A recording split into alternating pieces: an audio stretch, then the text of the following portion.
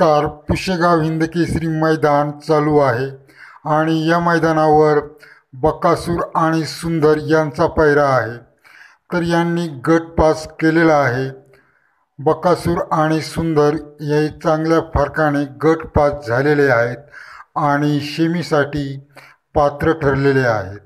त्यानंतर मथुर आणि सर्जा यांचा पैरा होता.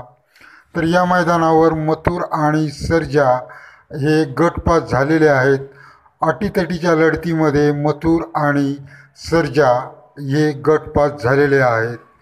तर शेमीसाठी हे सुद्धा पात्र झालेले आहेत. तर बकासूर आणि सुंदर त्याचबरोबर मथुर आणि सर्जा हे दोनही जोड्या शेमीसाठी पात्र झालेल्या आहेत. तर पाहूया शेमीमध्ये मथुर आणि सर्जा तसेच बकासूर आणि सुंदर हे विजयी होत आहेत का. धन्यवाद. भेटूया पुढील व्हिडिओमध्ये.